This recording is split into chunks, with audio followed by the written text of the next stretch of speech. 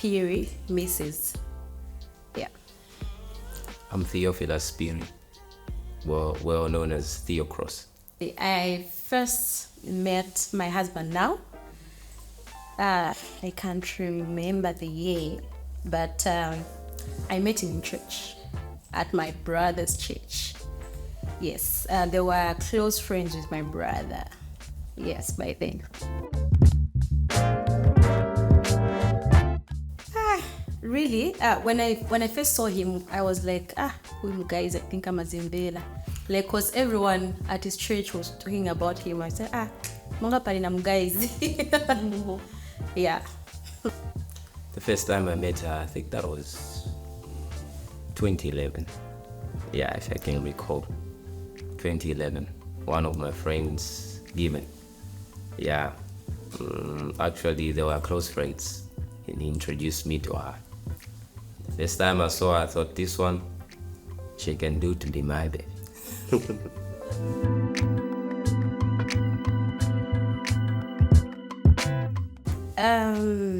I think it was should be a year after I met him.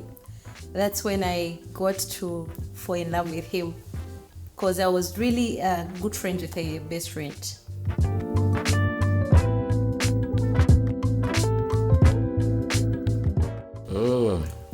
I think it took a year. There were advances where you meet her, you greet her, but sometimes waipanga, like you don't want to show that you're interested in her. Sometimes this is how we behave men.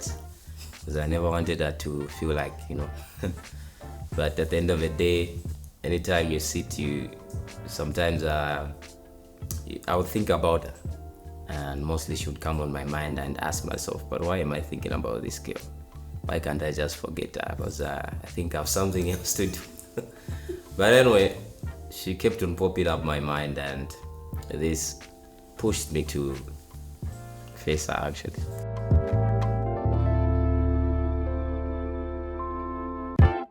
Yeah, I did, and I think what contributed for me to like him more was his best friend traveled to South Africa. Botswana, sorry.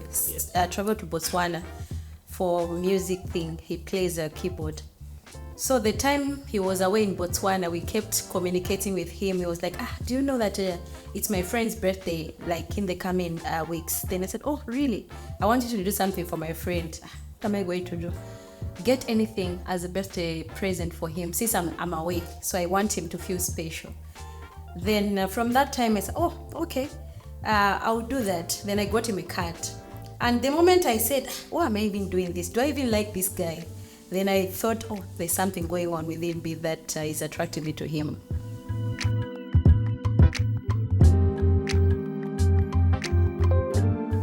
In fact, the proposal on the phone, was on the phone. And it was somehow harsh.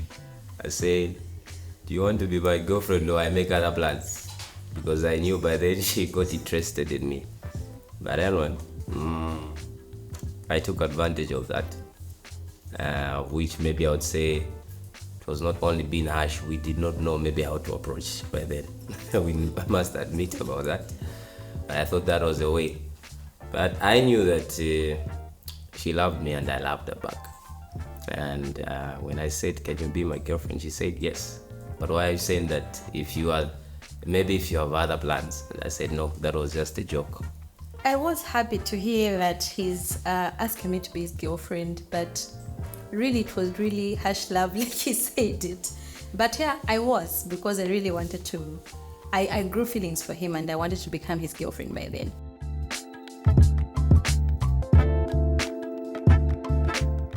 Yes. 10 years. I remember the time we started dating way back when I was still in school, and he was in school as well. 2011, yeah, I was still in school. Then we went on like boyfriend and girlfriend. At times we were still love and back home. I'm not interested in you anymore. Just like that, and time moved until then when he decided to engage me. Well, let me say, those were just fights, but not why you say we break up. I would say we've never had a point where we say we've broken up. And we used to fight at some point where I don't talk to her maybe for a week. Yeah, I thought that was a way to actually put her in place. Which place? But sometimes issues of the heart are different. After sometimes you get to miss her again, you want to talk to her. And when we were at the same school, which is Kamlanga High School, which is now, was it secondary or? Yeah, secondary. Same school, but different classes. And when we were done with our grade 12, she went to college for 3 years.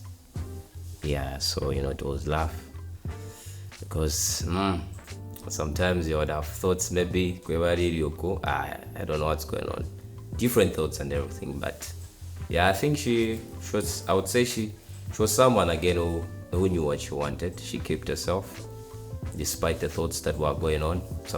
I think they didn't even match, most of them, just the fear of the distance. Yeah, but God helped us. Another way I would say, also growing in a Christian home helps, because we had values of Christianity at the end of the day. We are sober people. She doesn't drink, neither do I. I don't think we engaged in partying. No, mostly it was overnights at church, camp meetings, such, in as much as you entangle many things about life, but we had a vision, and this is what has brought us this far.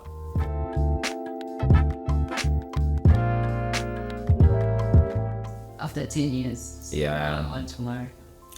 No, I think, sometimes I felt empty as living alone at some point. I know it is good, but there's a point where I felt there are certain things I need to do, but I need a partner who understands me properly, and I thought I shouldn't take other chances when there's already someone who knows me better. And I took time to pray about it, and my heart told me, this one, yeah, you can go on. But there's a point where I wanted to reach a place, but I had doubts, and I said, I'll postpone. First, let me think about it. But I think she was the right person, and she is now. I took a step, and I was very proud about that step. No regrets about it. So proud, and I did engage her. That was 2021, right? Yes. 2021 in May, and we settled this Last year, November 5th. November 5th. She told me. She went with her friends, the shops, and they tried on, and she told me her size. It's 6.1. I forgot even. Yeah, so I knew about the ring size. And when we went to check the rings, we went together. So at the end of the day, you're the one wearing. Why should I hide? So please, try it on.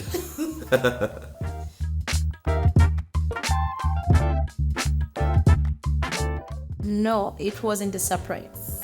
Yeah, it was a church arrangement. So we already set a date for engagement. There was no, oh no, there'll be surprise engagement. No, you need to be, oh, really?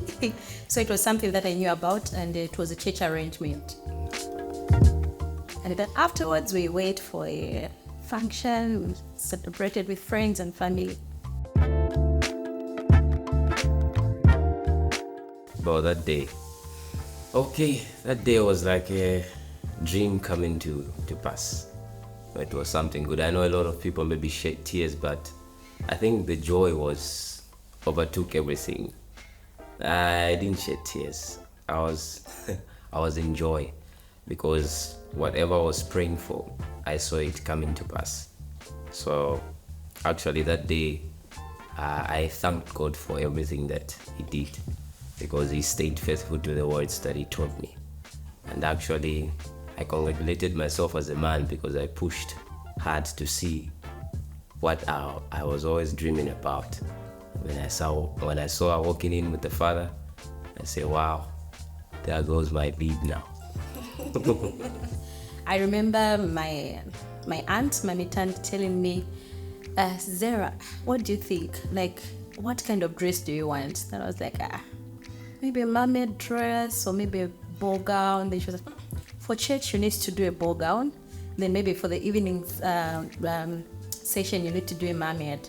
So there's the first time I went to try on my dresses, I remember there's this one dress, I just saw it, I said, this is the dress. Tried it on, it was amazing, the feeling as if that was the day for me, my wedding day. Unfortunately, the dress that I loved, after we came back to pay for the dress, we were told, oh, sorry, the person who was here didn't mention that the dress was already taken. But we kept on searching until I found something similar to the dress that I wanted. I didn't shed tears as well.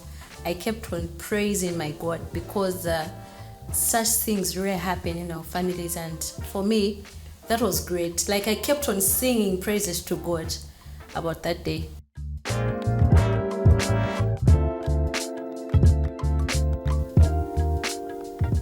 Okay, let me answer that one. I think the foundation that we had already laid in the relationship, we knew how to forgive each other. We knew how to embrace each other. You know, that foundation, and it's the one that we are using now.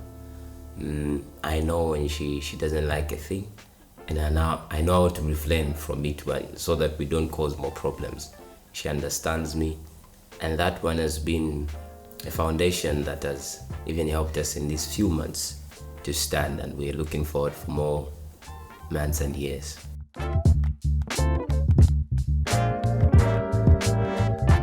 On that, I would like to say we don't have conflict. We do have conflicts, and I think one thing that I've learned to understand is to know your partner best and know what they like. I was once told by my matron, Zera, ukomnoyenda kulibatawe ndafe bakambasoni zayenda iyai. And one principle that we've set as a couple, I think it's never to go to bed angry with your partner, no matter what. So I try by all means, if I know that he doesn't like this, I try by all means to avoid to do that thing. But at times, I'm repeating this again. But with time, I think I'm learning to let go of some habits that he doesn't like. And I think it's very important as a wife to know what your husband likes, what he doesn't like. I think that really helps. Anyway, as they say that sometimes men are difficult to say sorry, but action speaks louder than words. So I just get to embrace her. I know she's not happy.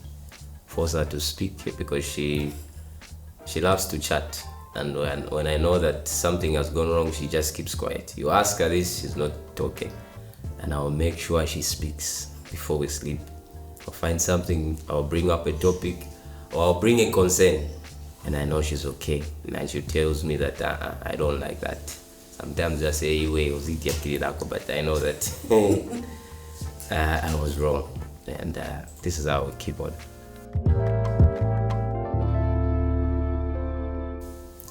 Two things I appreciate about my husband. The first and most important thing I appreciate about him is that he loves God. Then the second one, he's a hardworking man. Like, he tries. Yeah. She's a very principled woman. I trust her that this woman is not easy to swerve away in anything. And she's very hardworking. Yeah, she supports me. She dearly supports me, and she doesn't allow any negative words about me. On that one, she vents. Yes, so, and I know, she's a woman of God.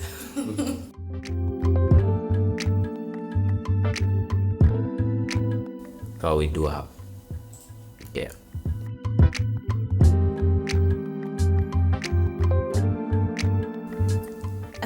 I think, as usual, ladies, I really love to be appreciated, like complimented, so to say.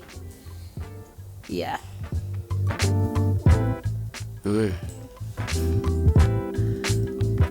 Anyway, I would say, may she continue telling me that keep on doing what you're doing. There is life in it.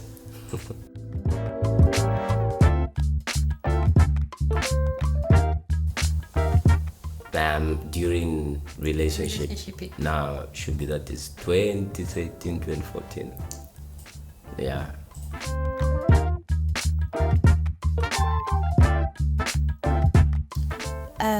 I would encourage those that are listening to keep on moving. You know, one thing I've noticed that as women, he once told me something. A woman cannot be a helper without being equipped. If someone needs to be a helper, they need to have the necessary equipments to help, or they need to be equivalent to the power to help someone. So I think keep on pushing. God is seeing your struggles. God is seeing what your heart really desires.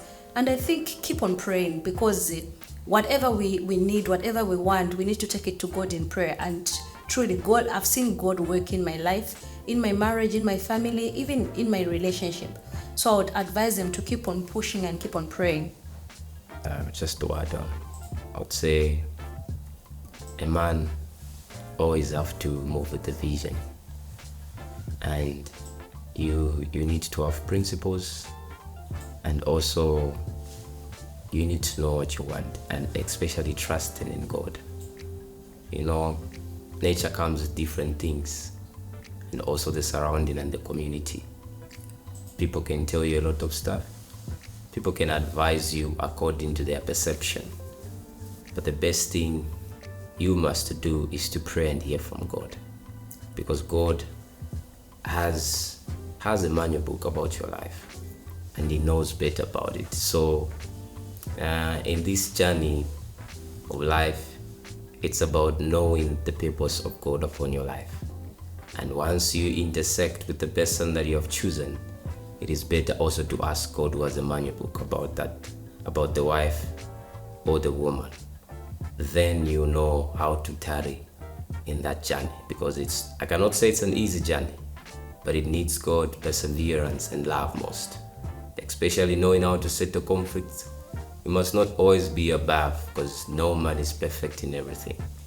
So you keep up the bar by trusting in God, knowing the vision, and sharing the vision with a partner, so that you can be on the same page. And there God will take over. My name is Zara Zulu Mrs. Piri. My name is Theophilus Piri. This is how we met.